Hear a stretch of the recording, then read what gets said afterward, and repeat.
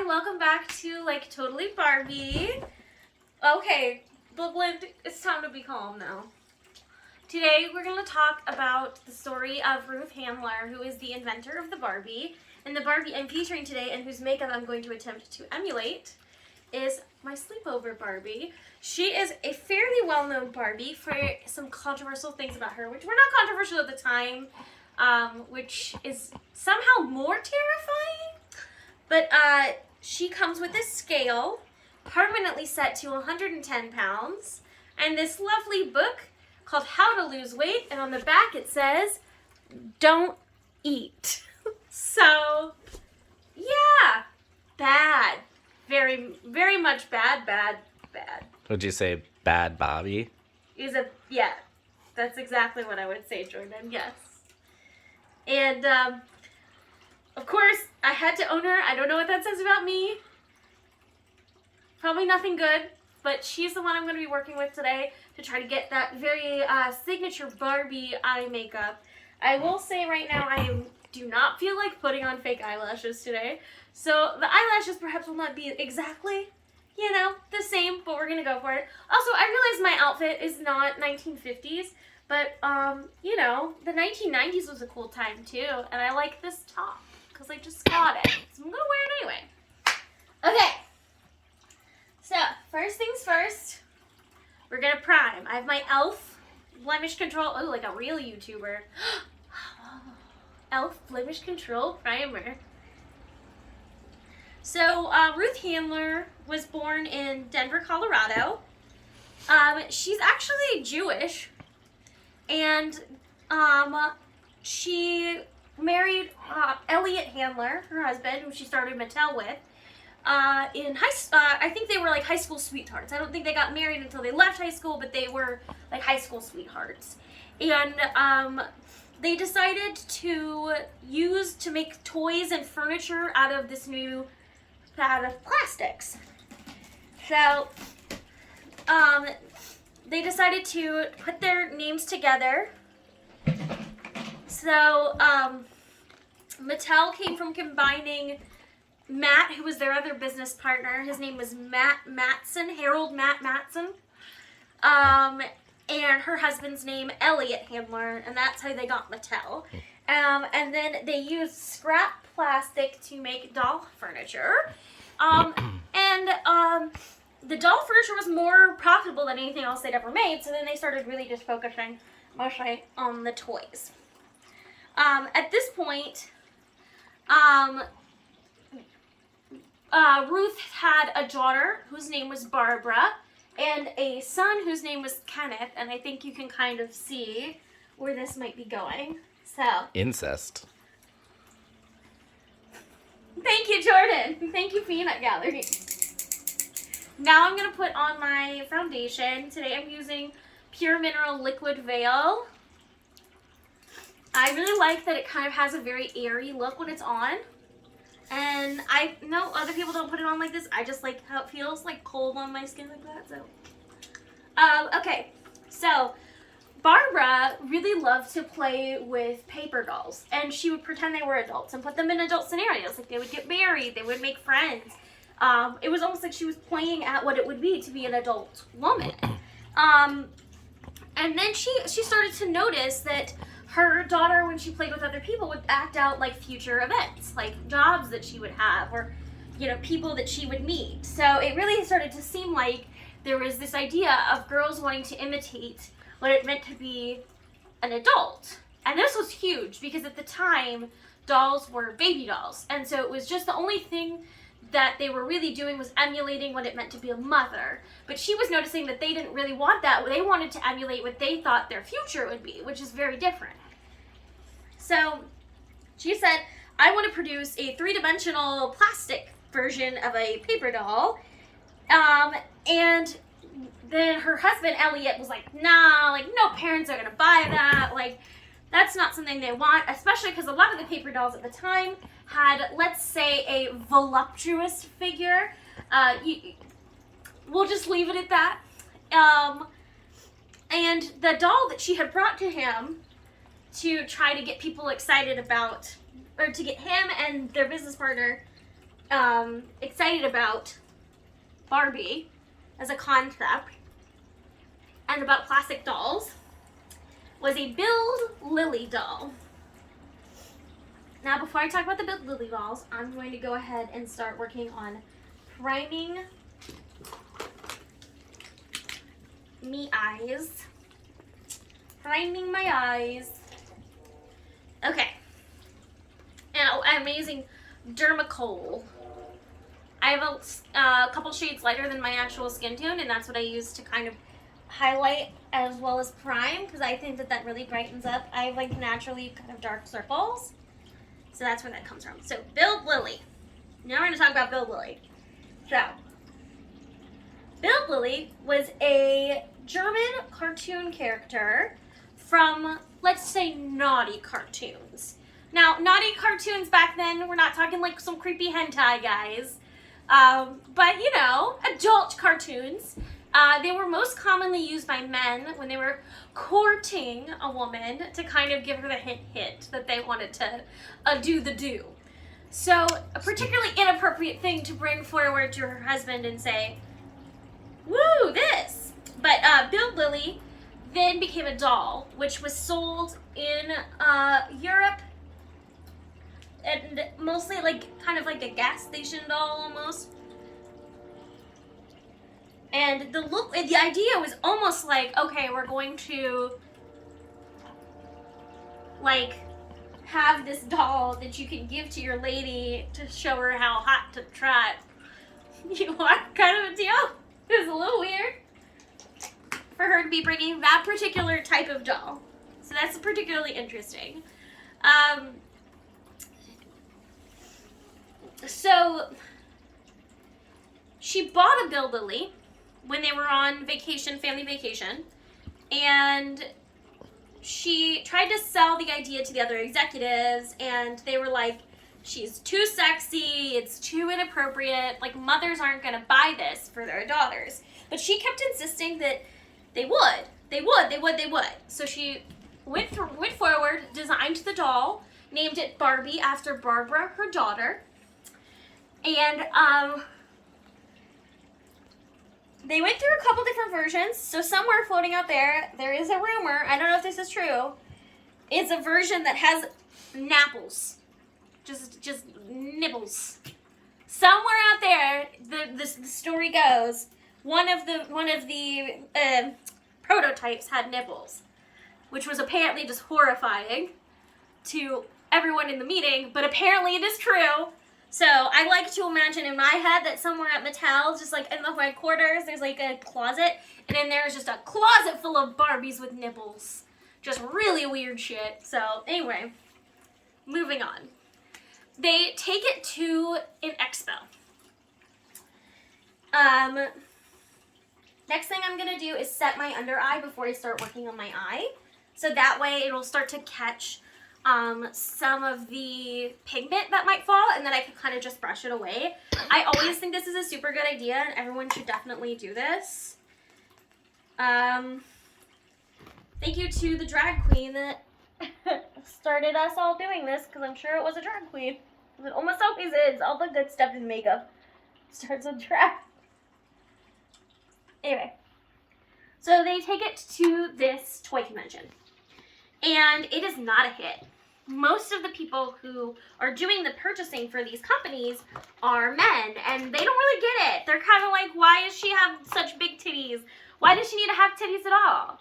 And Ruth Handler repeatedly said she has to have boobs because girls are going to grow up and they're going to have boobs. So if they want to look like if they want a doll that looks like what they're going to look like when they grow up, that they can enact scenarios, it should look like what their body looks like. You know, we shouldn't pretend. So she was very insistent that it had to have boobs. And this particular fact, boobs, was a huge stickler at this particular convention. They were all like, come on, not boobs. Like, why does she need boobs? You know, all over that. Then they decided, okay, well, it didn't do so great at the convention, but we're going to sell it.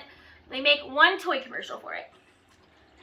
The toy commercial focuses mainly on the idea of helping mothers show their children how important it is to be married. You know, if you're well groomed like Barbie, you'll get married. That was how they sold it to the moms, to get their moms to buy it for their daughters. And sure enough, kids loved it. Moms loved it. Moms everywhere bought it for their daughters. Kids everywhere were playing with it. And it was all billed as like, look, we will make it so that we will teach your daughter how to be so well groomed that she'll get snapped up and married right away. To the point that, to continue to emphasize this, Jimmy, you can't eat my makeup. No, no, no. To continue to emphasize that this was the point, they developed Ken, who is Barbie's partner, which, as Jordan was making a joke about, was named after her son Kenneth, which is a little creepy. But Ken is in fact named after her son, and Barbie is named after her daughter, which is super weird, but is in fact true. So I'm going to go ahead and do my crease right now. I'm thinking like a nice rust color. You know, you're not going to see much of the shadow because it's such a heavy eyeliner, but you want to have something on there to bring some definition to the eye. And I always like to put a nice rich color in my crease because I think it gives it real definition. Okay, so then I'll kind of do the outside corner, and that's usually where I'm going to go nice and dark, especially because we're going to have stuff on top of it. So I think I'm going to go this nice deep rich brown here and and then I brush it inward. And I just this is the brush that I use to kind of pat it on, but it's not my blending brush. It's never brush for blending.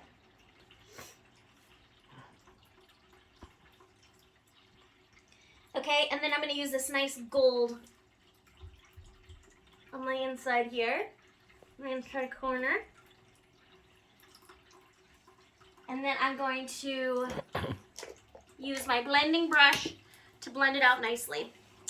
So Barbie is just the biggest success. Everyone loves Barbie. Everyone wants Barbie. They start coming up with cool ideas. Some of them are up here, including like this Barbie where they have wigs. They start to learn more about how children play with the Barbies. They realize that children love hair play, which is like doing the Barbie's hair. They realize that children love to dress up Barbie. So what they start to do from a marketing perspective is they steal the idea from Gillette of selling the razor separate from the razor blade, conceptually. So the doll is pretty cheap, but the clothes are expensive. And the doll comes with as little clothing as possible. So most of the early dolls came in outfits like this, where it was just a bathing suit. So this particular doll would have come with probably just a red bathing suit. And this outfit would have been sold in a pack. So these packs are actually more expensive than the doll in most cases.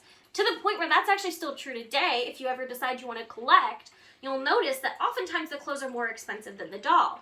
That's because also the clothes were made out of real clothing material, so they deteriorate. You know, they had real zippers, so the zippers would rust and things. You know, there's a lot of pieces in the clothing, whereas the dolls, because they're plastic, have lasted much better. I'm going to finish blending out here.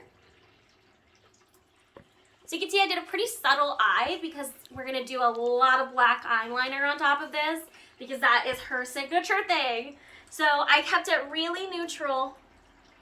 I'm going to blend a little bit above here. There we go.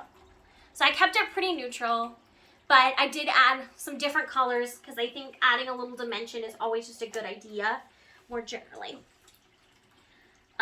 So then at one point, Ruth was actually diagnosed with cancer in the 70s. And she did survive. And, you know, I think she became such a hero for a lot of people, which is why the next part of this story is a disappointing part to share with you guys. Before I get to the disappointing part, I am going to go ahead and do the eyeliner. I have here, it's called Evpit, I guess. I don't know. It's from Amazon. I'm terrible at doing a winged eyeliner, so I love these ones that come with the stamps. So it's got like the drawing thing on one side, and then the stamp on the other side. So I'm gonna do this, and then we'll continue our story.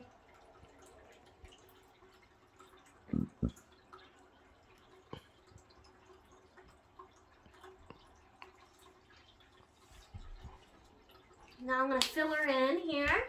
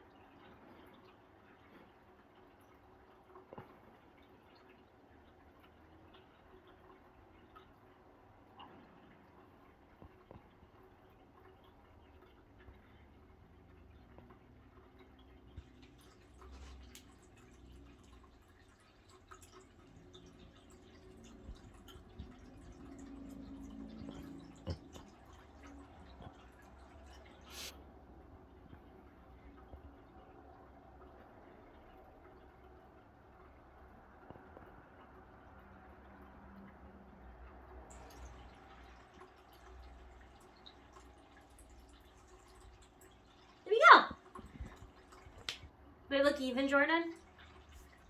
Yes. Look even to me in the mirror. Winged eyeliner. Perhaps a little more subtle than hers, but I wasn't going to go full Trixie Mattel today. So,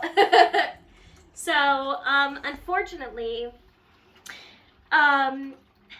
there was some financial reports that were found that had some incorrect information, and they started to suspect fraud. And in 1978, Ruth Handler was charged with fraud and false reporting by the Securities and Exchange Commission.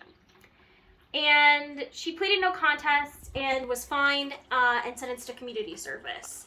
And at that point, she kind of said, you know, it was during my illness, I wasn't paying attention, kind of put it other places. And she ended up leaving Barbie in, let's see, when did she leave Barbie? So she left Barbie in the 80s, after Barbie and the Rockers, which is another story for another day of corporate espionage. There's a lot of fun stuff when it comes to Barbie. But she left Barbie in the 80s, and at that point, they brought in a new president, and there was a reconciliation. She was brought to one of the Barbie conventions. I believe that was in the 2000s. And it was some kind of a reconciliation. I have to say there's a lot more drama I'm not talking about with the designer of the Barbie. I think that that's perhaps for another day. Now I'm going to do just a little bit of contouring, nothing crazy, because she doesn't really have a whole lot on. Let's see. What did I do with my... Oh, here it is. I'm going to do the funny face that everyone makes when they contour. You like my funny face, Jordan? You zooming in? Mm-hmm.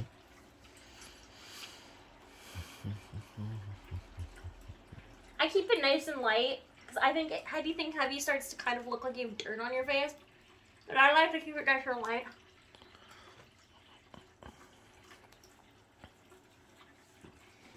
And I always do it underneath. So I've already done a layer of foundation, but I'm going to do another layer now. Actually, you know what? I think I'm actually just going to do a powder layer on top here today. Change it up a little bit. So I'm going to use... Oh, I forgot to say what I was using for the contouring. For the contouring, I was using Beauty Runway. And then for my foundation, for my powder foundation, I'm using Ulta Mineral Powder Foundation. So it's a complex story. It's kind of it's a little bit of the you die a hero or you live long enough to become the villain. But I think that there was a lot of tension between Ruth and her employees early on, and I think that it kind of speaks to this idea very early on when it came to women in business, where there was this feeling that, like, we have to be just as aggressive, if not more than the men. And, I think that while I love and appreciate all that the women who came before me have done, y'all better break it up now. Y'all better break it up now. Sorry, my cats. You know, while I admire and appreciate what all the women who have come before me have done, for me and for all the other women out there, I do think sometimes I struggle with that particular precedent because I think it still exists in a lot of ways. You know, it exists in the way that people, you know, expect, you know, a corporate woman to be kind of like assertive to the extreme. And I think what we need to do is instead call out bad behavior more generally and not let it slide just because it's a woman doing it, you know? It's great that Ruth was getting involved and was participating in the economy at that time.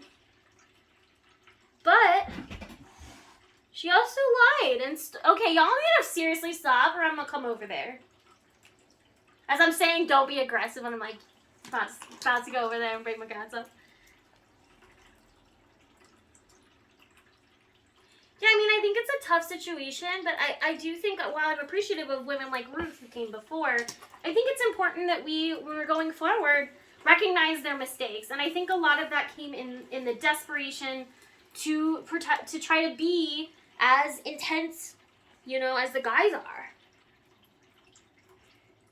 And I just think that kind of approach, it's never going to serve us. Because the ways that the guys were acting was also wrong, you know, and replicating that isn't the answer. So I think that, you know, the kind of behavior that led her to get in trouble is the kind of thing that needs to be called out. So I'm incredibly appreciative of what she's done. Obviously, I am, but obviously there is still kind of a little disappointment in knowing that a woman who did so much made so many mistakes. However, I think it is pretty badass. I'm highlighting now. I'm using Highlight Mermaids by Lemon Crime. I think it's pretty badass what she did. I think it's pretty badass what she did because, you know, in the 1950s, being a working woman was hard. And, you know, she pushed Barbie to places, you know. Before Sally Ride, Barbie was an astronaut, you know. And it is true that a lot of that came at a price, you know. Because, for example, if Barbie was going to be an astronaut, Ken was her astronaut boyfriend. She was only there because Ken was there. But I do think that there is something to be said for how exciting it was that Barbie was involved at all. I don't think I'm gonna do the full brushy brow because she's got kind of thinner brows. So I'm not gonna do my full 9 yards today. There we go.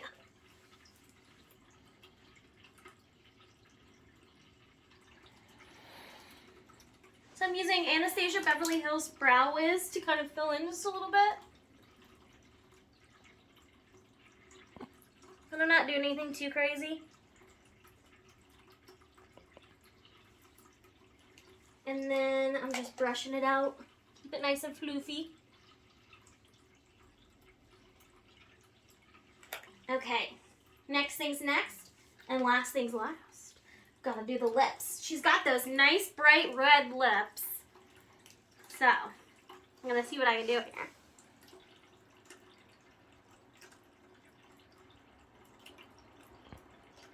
Okay. I'm so sorry that everyone who has to watch has to see how terribly I do my lip liner.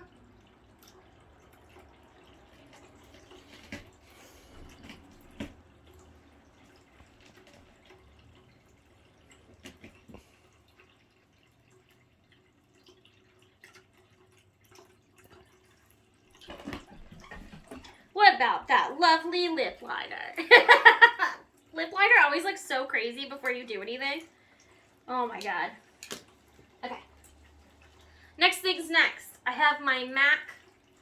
I think this is a Viva. Healthy, Wealthy, and Thriving Powder Kiss. She's healthy, wealthy, and thriving.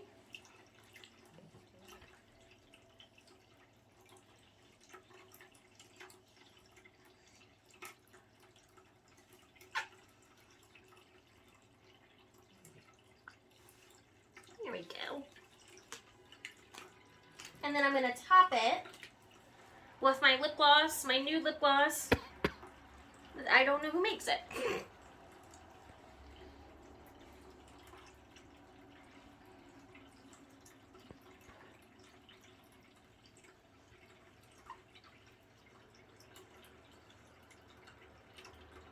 Adding a little dimension to it. It's like a little bit darker. Oh, I like that. Finish off with a tiny bit of blush.